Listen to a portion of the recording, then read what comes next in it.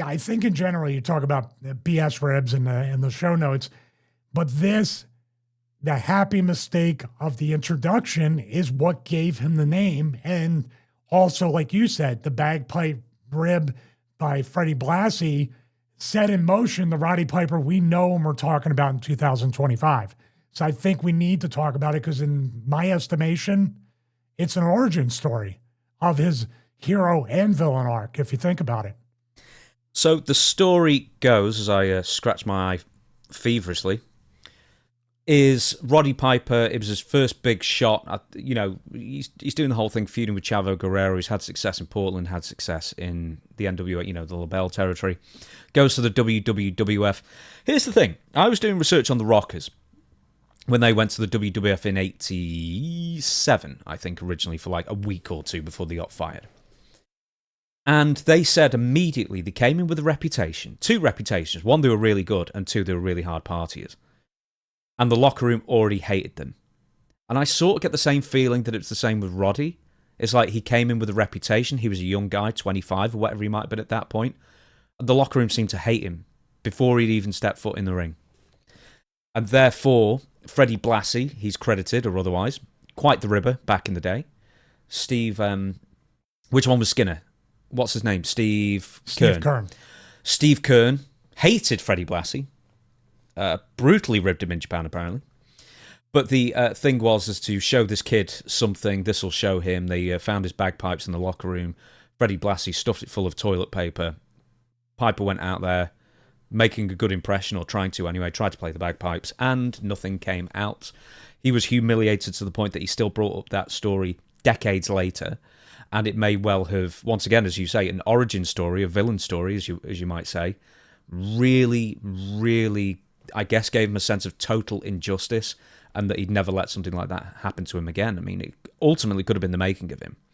But there's certain ribs out there that are harmless and funny, past the time, can be sort of near the knuckle, but it depends on if you take it well or not. There's some that are really destructive to sort of break your spirit. And then there are the ones like that almost seem like you're trying to ruin their career. And that sort of falls under maybe the most serious. Yeah, there's a deep psychological problem with professional wrestlers. I think people know that as it stands right now. We're all crazy, but we're all super insecure. And it's how you deal with that. Either you deal with it by trying to raise your own game up and be the best you can be and do a true competitive type thing to be the most over, and they do it today, by the way. I'll give an example. So basically, Piper comes in with a reputation. You know why? He had a reputation for getting over, a reputation for getting heat, a reputation for drawing money. And what was he saw as, especially somebody that might be on the second half of their career or even further down the line?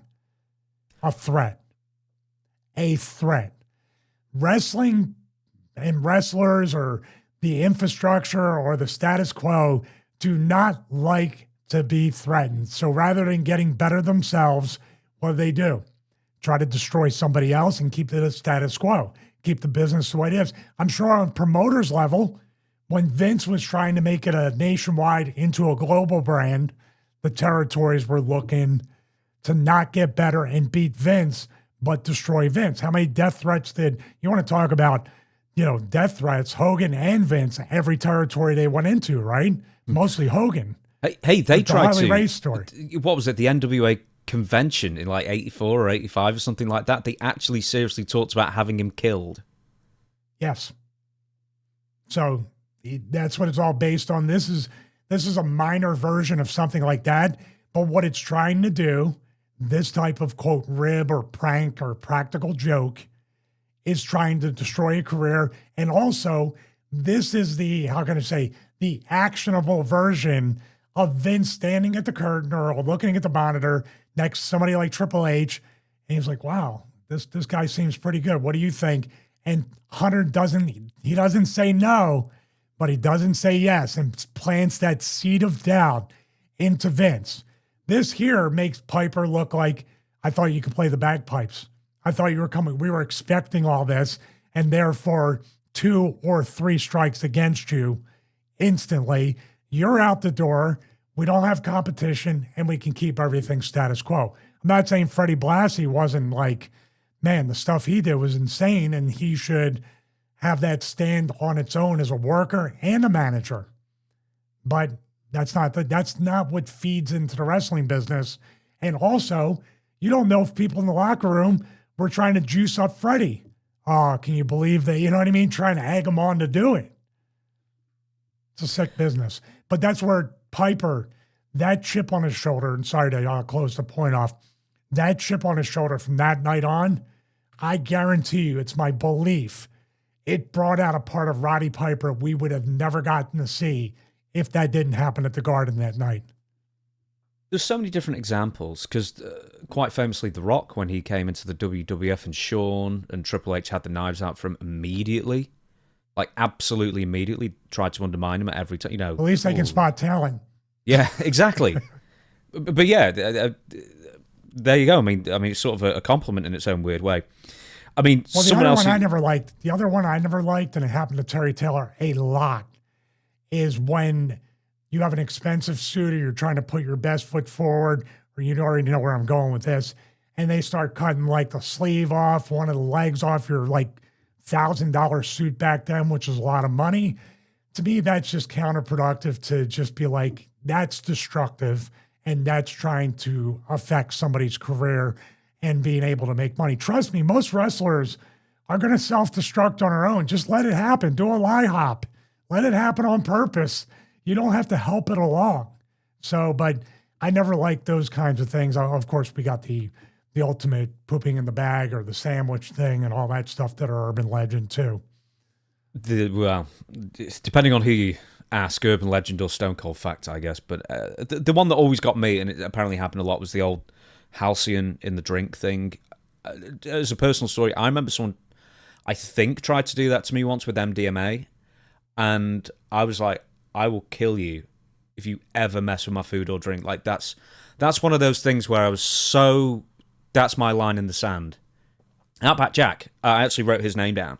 You know, they kept gimmicking his drink and basically cost him his career, really, just the relentless ribs as well. And there were so many accusations from the Bulldogs or the Rockers to people on down. Duke the Dumpster Drozy apparently was quite famous for it. I don't mind saying that now because he's currently under investigation for some serious underage material at the moment. So I'm happy to throw his name under the bus. But that's the one I always found the most distasteful. What about you? Yeah, the drug I remember was GHB. So they're very roofies, GHB, whatever it might be. There's a lot of that. That to me, that's beyond the pale. That's way beyond the pale. Even, not really a rib, but some kind of initiation with you have to drink with Undertaker, and people would sometimes get alcohol poisoning. It would give you so much. I was never into that. And I never wanted to be near that. And they could say I have heat or I'm not one of the boys. I am not one of the boys when it comes to stupid stuff like that. And wrestlers don't have a good sense of reality sometimes. That, like you said, it's a criminal offense. And what if you kill somebody? You don't know their health history, and you can overdose somebody, or they can be allergic to something, or they can have just a propensity to not be able to tolerate something that you're putting in their drink. And I hate that. I really hate that. Well, yeah, but who do they think cutting a good promo? Who do they think they are? Do you see the reasoning? Yeah. Yeah. When did that sort of go out of the business for the most part? Because you never hear about that anymore. Is it the 90s, early 2000s, around that area? I couldn't quite tell you because I stay away from all of it. I know we had a segment where we talked about how do you know when someone's messed up in the ring and how do you know this or that. And I'm not very educated on that. I only know if somebody's stumbling, falling all over themselves. Yeah, obviously. But I've never and I give Raven credit because Raven would keep me away from those circles of those types of partying type things. Not that I ever wanted to be near it, but he would give me an out because there'd be certain people to be like, Stevie's not one of us. He needs to come do this. And it's like, no, kid doesn't do that. So I give Raven credit when he would kind of defend me with those kinds of things because he knows I didn't want any part of that. So I never witnessed anything like that. It's a crime to do that. It's not funny. And you're talking about hotel bars or other bars, clubs. I would now, I'd avoid that, man. Plus, it costs money to go to those places. So, at the core, I didn't want to be a part of the V anyway. I just want to get, if anybody's like, well, I don't quite follow, I don't get it, I don't get the impact of what you're saying. WWE, at one point, I don't know if we can ever find the footage, but I did see it, and it does exist. Please tell me it doesn't. It's not a Mandela effect. They made a cartoon version of the plane ride from hell on one of the story things or whatever, when they were doing those cartoon reenactments on the network. I'm just Googling it now. Only Dark Side of the Ring's coming up. I'm not sure. They may have done. WWE, was it Story Time? Right, so it was a cartoon they had that was... oh my God, they did. They did? Okay, I didn't imagine that. Yeah, I've got the image of Ric Flair in a pink shirt pointing. I'm not sure, maybe that's not from the same episode. But I'm just looking. The company has allowed some of the wrestlers involved to tell these stories with a hint of being a rapscallion, but they also know the rest of the world doesn't necessarily perceive the PRFH as being a boys will be boys type of story. That's why the company ultimately pulled the first episode of Storytime off of Peacock. The stories had to deal with the plane riding, yes, particularly involving Ric Flair and the flight attendant. So yes, they did. But it was originally on WWE Network when it was a standalone subscription. It was, yeah. Aha. I don't mean that. I don't mean that in a celebratory way. I'm just like, did I remember you sometimes now in 2025, did I remember that they did that? And now it's a big, now it's like walking all that back, but they made it into a joke, into an actual cartoon along the vein of the 80s WWF wrestling cartoon. That's what it looked like. Hey, dude, right. Yesterday, I forgot that Seth Rollins was kicked out of the Vision. It was a segment 3 weeks ago, and I've forgotten about it. I'll blow your mind with what I forgot. It's unbelievable. Let me follow with the whole that's not thing. your fault. That just sucks. Yeah, totally. Now, do you know of anyone where just constant ribbing broke them and got and they left the business because of it? Yeah, Palmer Cannon. Overseas. And overseas was you're trapped, you got nowhere to go, you have no time to yourself, you're on the bus, you're essentially trapped, and then they got to figure out who's going to be the one. And that's it. It was Palmer Cannon, and he went in. Nathan Jones, it broke him. I don't think he was ribbed, but I don't think he was encouraged any either. And he just said, I'm done.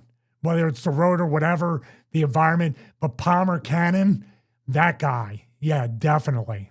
They got him to the point. I think when they go, he couldn't take it. He went back home, and he just didn't want to take it. He's like, I remember Nova telling me, he was just like, I'm done. This is stupid. You know what I mean? We're all adults here. What is this about?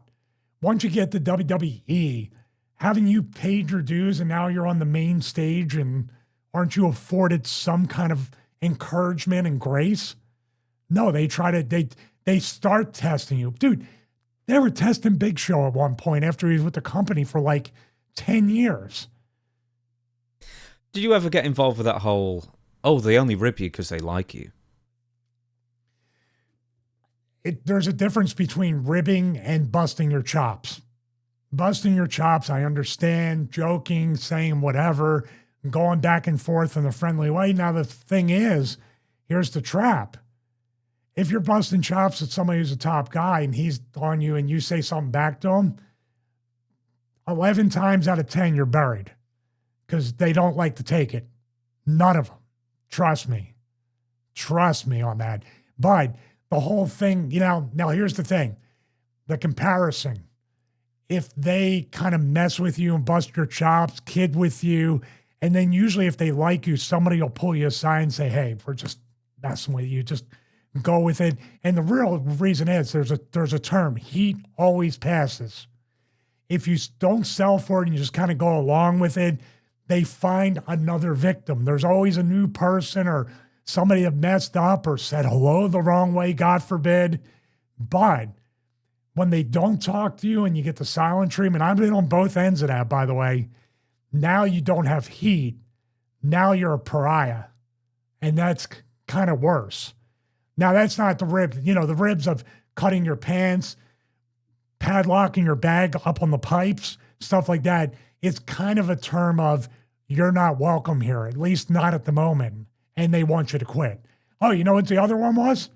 That really, to the point where I don't know if he quit, but he should have, Don Callis as the Jackal.